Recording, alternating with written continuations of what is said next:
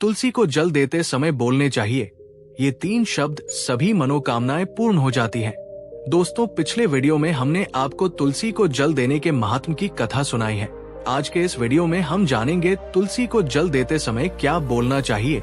एक बार की बात है, देवी सत्यभामा ने भगवान श्री कृष्ण से तुलसी को जल देने का महत्व पूछ लिया था। तब भगवान श्री कृष्ण ने उन्हें उसका महात्म्य सुना दिया था। आगे देवी सत्यभामा कहती है, स्वामी, आपने मुझे तुलसी को जल देने का महत्व तो बता दिया है, किंतु अब मेरे मन में ये जानने की जिज्ञासा हो रही है कि तुलसी को जल कैसे देना चाहिए, तुलसी को जल देने की सर्वोत्तम विधि कौन सी है तथा तुलसी को जल देने का मंत्र कौन सा है। कृपया आप मुझे इन सभी प्रश्नों का उत्तर दें।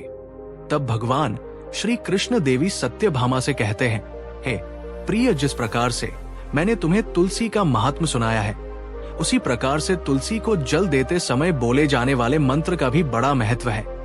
ये मंत्र केवल 3 शब्दों का है, किंतु इसका प्रभाव बहुत कल्याणकारी है। जो भी मनुष्य नित्य तुलसी को जल देते समय अपने मुख से केवल ये 3 शब्द बोल देता है तो साक्षात लक्ष्मी उसके घर में प्रवेश करती है, उसकी दरिद्रता समाप्त हो जाती है, उसे धन धान्य की प्राप्ति होती है। वो मंत्र बताने से पूर्व मैं आपको तुलसी के इस मंत्र का महात्म्य सुनाता हूँ। इस महात्म्य को सुन लेने मात्र से ही मनुष्य के समस्त पाप नष्ट हो जाते हैं। उसे 100 वर्षों तक तुलसी को जल देने का पुण्य प्राप्त हो जाता है। इसीलिए देवी, आप इस कथा को ध्यान से पूरा जरूर सुने। देवी सत्यभामा कहती है, प्रभु, मैं इस कथा को पूरा अवश्य सुनूंगी, आप मुझे तुलसी के मंत्र का महात्म्य सुनाइए।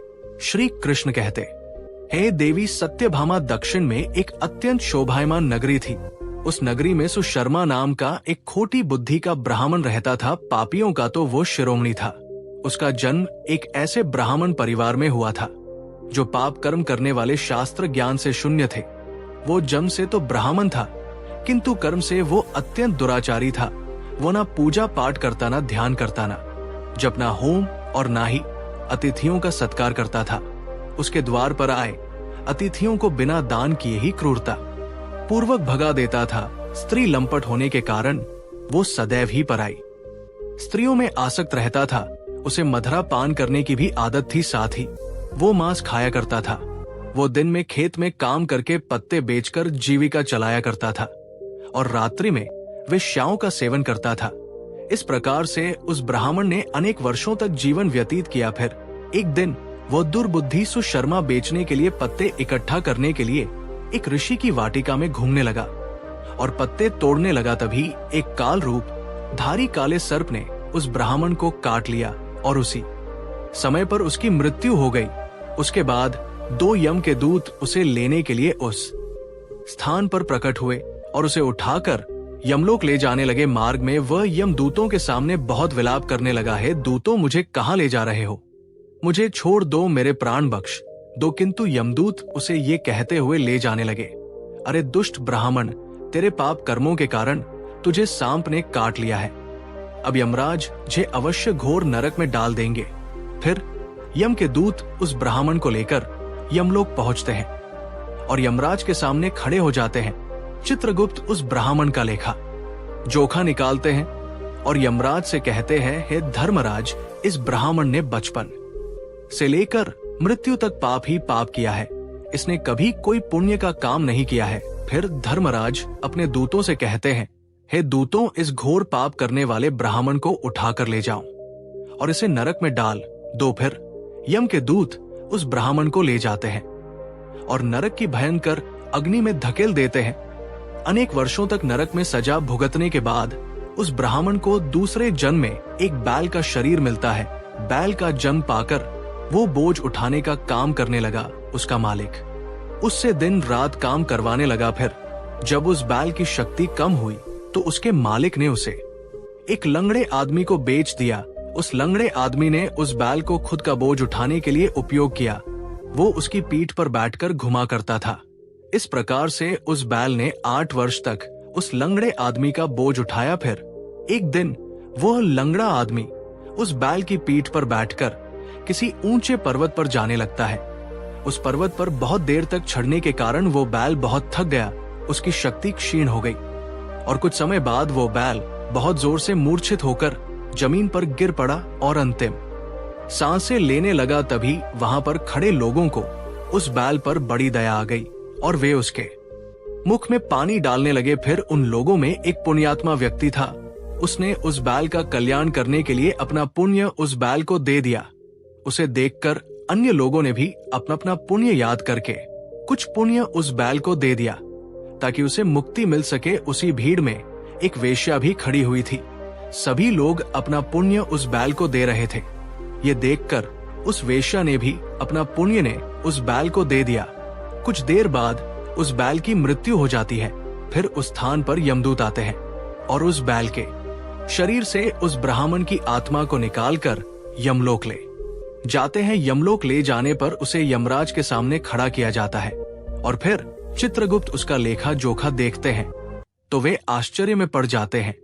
उस वेश्या के द्वारा उस बैल को दिया हुआ पुण्य बहुत बड़ा होता है। उस पुण्य के प्रभाव से उसके सभी जन्मों के पाप नष्ट हो जाते हैं। फिर यमराज उस ब्राह्मण के सभी पाप क्षमा करते हैं और कहते हैं, हे ब्राह्मण, उस वेश्या ने तुझे अपना पुण्य देकर तुझ पर बड़ा उपकार किया है। केवल उसी के पुण्य के कारण तुम्हारे सब जन्मों के पाप नष्ट हो गए हैं। और यमराज उसे फिर से मनुष्य जन्म प्रदान करते हैं। इस बार वह पृथ्वी पर आकर एक उत्तम ब्राह्मण कुल में जन्म लेता है। उस महापुण्य के प्रभाव से उसे इस नए जन्म में अपने पूर्व जन्म की बातें याद आने लगती है। जब वो ब्राह्मण बड़ा हो जाता है तो उसे याद आता है कि पिछले जन्म में जब वो बैल था तब एक वेश्या ने उसे उसका पुण्य दे दिया था। इसीलिए उसके मन में उस वेश्या के बारे में जानने की इच्छा होती है और उस महापुण्य के बारे में जानने के लिए उस वेश्या का पता लगाकर उसे ढूंढते हुए उसके नगर में चला जाता है। वो वेश्या अब बूढ़ी हो चुकी थी। फिर जब उसे वो वेश्या मिल जाती है तो वो उसके सामने जाकर उसे बार बार प्रणाम करता है और उस वेश्या का धन्यवाद करने लगता है। वो वेश्या कहने लगती है, ब्राह्मण श्रेष्ठ, आप कौन हैं और किस कारण वश आप मुझ वेश्या को धन्यवाद दे रहे हैं? मैंने आपका कौन सा कार्य किया है जो आप मुझे नमस्कार कर रहे हैं? तब वो ब्राह्मण कहता है, हे माता, मैं वही बैल हूँ जिसे तुमने अपना पुण्य दे डाला था। अपने पाप कर्मों के कारण मुझे पिछले जन्म में बैल होना पड़ा था। उस पर्वत पर जब मैं मर रहा था तो तुमने मुझे अपना पुण्य दिया था। तुम्हारे पुण्य के प्रभाव से ही आज मुझे फिर से मनुष्य जन्म मिला है। तुम्हारे द्वारा दिए गए उसी पुण्य के कारण मुझे अपने पूर्व जन्म की सारी बातें याद है। किंतु हे माता, मैं आज यहाँ पर ये जानने के लिए आया हूँ कि तुमने मुझे उस समय पर अपना कौन सा पुण्य दिया था जिस कारण से मेरे सभी जन्मों के पाप नष्ट हो चुके हैं। मैं उस पुण्य के बारे में जानना चाहता। तब वेश्या ने कहा है, ब्राह्मण श्रेष्ठ, मैंने तो अपने जीवन में कोई पुण्य के काम नहीं किए हैं, किंतु मेरे घर में एक तोता है जो पिंजरे में रहकर हमेशा कुछ बोलता रहता है, जिसे सुनकर मेरा अंतकरण पवित्र हो गया है। उसी तोते के द्वारा बोले गए मंत्र का पुण्य मैंने तुम्हें दान में दिया था। फिर वो वेश्या और वो ब्राह्मण उस तोते के पास जाते हैं और उसे पूछने लगते हैं, हे शुक, तुम कौन सा मंत्र बोलते रहते हो से हमारे जीवन का उद्धार हुआ है? ये मंत्र तुम्हें किसने सिखाया और इस मंत्र का क्या अर्थ होता है? तब उस तोते ने अपने पूर्व जन्म का वृतांत सुनाना आरंभ किया। वो तोता कहने लगा है, ब्राह्मण श्रेष्ठ, पिछले जन्म में मैं एक ब्राह्मण था। मैं अपने ज्ञान के अहंकार में अंधा हो चुका था। मैंने कभी गुरुजनों का आदर नहीं किया, सदैव ही उनका अपमान किया। मुझे अपने ज्ञान पर इतना अधिक घमंड हो गया था कि जिस कारण से मेरे क्रोध बहुत अधिक बढ़ गए और मैं सभी से द्वेष करने लगा। अन्य मनुष्यों को तुच्छ समझने लगा, विद्वानों का भरी सभा में अपमान करने लगा। फिर कालांतर में मेरी मृत्यु हो गई और मुझे यमलोक ले जाया गया। पूज्य जनों और गुरुजनों का अपमान करने के कारण मुझे तोते के कुल में डाल दिया गया और मेरा जन्म एक तोते के रूप में हो गया। मेरे पाप कर्मों के कारण छोटी अवस्था में ही मेरा अपने माता पिता से वियोग हो गया। फिर मैं पेड़ की डाल पर बैठ रो रहा था तो उसी स्थान से कुछ मुनि जा रहे थे। उन्होंने मेरी दयनीय पुकार सुनी और मुझे लेकर अपने आश्रम में चले गए। वहां उस आश्रम पर उन्होंने मुझे एक सुंदर पिंजरे में रखा और मेरा अच्छी तरह से ख्याल रखा। वे मुझे नित्य भोजन दिया करते थे और पढ़ाते थे। उस स्थान पर वे ऋषि मुनि, उनकी स्त्रियां और बालक सभी नित्य तुलसी के पौधे को जल देते थे और उसके सामने एक मंत्र का जाप करते थे। उन्हीं के मुख बार बार उस मंत्र को सुनकर मैंने उसे रट लिया और तभी से मैं उस मंत्र को जान गया हूँ और वही मंत्र में दिन रात बोलता हूँ। उस मंत्र के प्रभाव से मेरी कभी मृत्यु नहीं हुई और मेरी आयु 100 वर्ष की हो गई और मैं इतने वर्षों तक जीवित रहा। इसी बीच एक रात को एक चोर उस स्थान पर आ गया और उसने मुझे वहां से चुरा लिया और फिर इस वेश्या ने मुझे उस चोर से खरीद लिया। इस वेश्या के घर पर आने के बाद भी मैं उस मंत्र को बोलता रहता था, जिसे सुनकर इस वेश्या का मन भी पवित्र हो गया और इसने वेश्या का काम छोड़कर भगवान विष्णु की भक्ति करने लगी। उसी मंत्र के प्रभाव से मेरे पूर्व जन्मों के सभी पाप नष्ट हो गए और उसी मंत्र के प्रभाव से इस वेश्या का भी अंतक पवित्र हो गया है। ब्राह्मण देवता, उसी मंत्र के पुण्य से आप भी पाप मुक्त हो गए हैं। इस प्रकार से तोते ने उस ब्राह्मण को और उस वेश्या को सारा वृतांत सुना दिया, जिसे सुनकर वो ब्राह्मण और वेश्या दोनों ही अत्यंत प्रसन्न हुए और फिर वे दोनों ही नित्य तुलसी को जल देकर उस मंत्र का जाप करने लगे। फिर वो तोता, वेश्या और वो ब्राह्मण तीनों उस मंत्र के प्रभाव से दिव्य विमानों में बैठकर विष्णु लोक को चले गए। श्री कृष्ण कहते हैं, हे देवी सत्यभामा, देखा आपने केवल तुलसी के इस मंत्र के प्रभाव से उस तोते के, उस वेश्या के और उस ब्राह्मण के सभी पाप नष्ट हो गए हैं। इसीलिए प्रत्येक मनुष्य को रोज तुलसी को जल देते समय इस एक मंत्र का उच्चारण अवश्य करना चाहिए है। देवी, वो मंत्र इस प्रकार है, इसे तुम ध्यान से सुनो। ओम वृंदावन स्वाहा, ओम वृंदावन स्वाहा। श्री कृष्ण न कहते हैं कि जो भी स्त्री नित्य तुलसी के समक्ष इस मंत्र का उच्चारण करेगी वो सौभाग्यशाली बनेगी। जो भी पुरुष तुलसी के सामने इस मंत्र का उच्चारण करेगा उसे अक्षय धन की प्राप्ति होगी।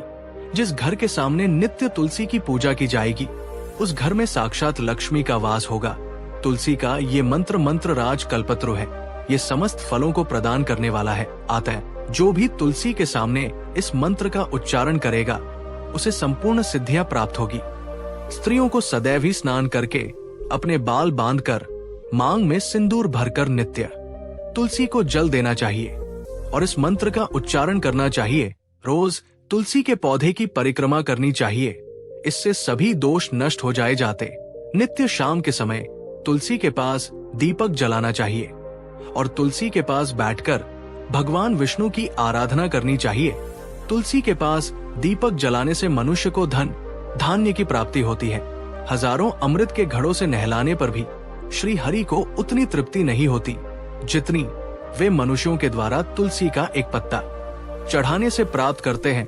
10,000 गाय के दान से मानव जो फल प्राप्त करता है वही फल तुलसी पत्र के दान से पा लेता है। जो मृत्यु के समय अपने मुख में तुलसी पत्र का जल पा जाता है वो संपूर्ण पापों से मुक्त होकर श्री कृष्ण के धाम जाता है। श्री कृष्ण कहते हैं, पूर्णिमा, अमावस्या, द्वादशी और सूर्य संक्रांति के दिन मध्याह्न काल रात्रि और अशौच के समय तेल लगाकर बिना स्नान किए अथवा बिना हाथ पैर धोए रात्रि के वस्त्र पहनकर तुलसी के पत्र तोड़ता है वो महापाप होता है। श्राद्ध, व्रत, दान, प्रतिष्ठा तथा देव पूजा के लिए तोड़े हुए तुलसी पत्र बासी होने पर भी 3 रात्रि तक पवित्र ही रहते हैं। तुलसी का एक एक पत ताना तोड़कर पत्तियों के साथ अग्रभाग को तोड़ना चाहिए। तुलसी की मंजरी सब फूलों से बढ़कर मानी जाती है। मंजरी तोड़ते समय उसमें पत्तियों का रहना भी आवश्यक माना गया है। पूज्य भाव से पौधे को हिलाए बिना तुलसी के अग्रभाग को तोड़ना चाहिए, इससे पूजा का फल लाख गुना बढ़ जाता है। तुलसी के पत्तों को कभी नाखून से नहीं तोड़ना चाहिए, इससे पाप लगता है। रात्रि में तुलसी के पौधे को स्पर्श ना करें अथवा उसके पत्ते ना तोड़े, ऐसा करना अशुभ माना गया है। रात्रि में तुलसी का पौधा निद्रा अवस्था में होता है, ऐसे में पत्ते तोड़ने पर पापी लगता है। गुरुवार के दिन तुलसी के पौधे में थोड़ा सा कच्चा दूध अर्पित करें। दूध चढ़ाते समय ओम नमो भगवते वासुदेवाय इस मंत्र का जाप अवश्य करना चाहिए। तुलसी के पौधे के पास शालिग्राम रखे और उस पर तिल चढ़ाए। पूजा में तुलसी और शालिग्राम को दूध में भीगी हल्दी का तिलक अवश्य करे। शालिग्राम पर तुलसी पत्र रखकर चंदन लगाना चाहिए। अगर कोई महिला मासिक धर्म से है तो वो तुलसी की पूजा ना करे। मासिक धर्म के दौरान तुलसी को स्पर्श करने से घोर पाप लगता है, इससे स्त्री की दुर्गति होती है।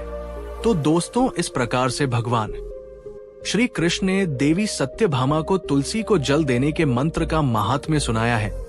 ये कथा आपको कैसी लगी कमेंट करके अवश्य बताएं।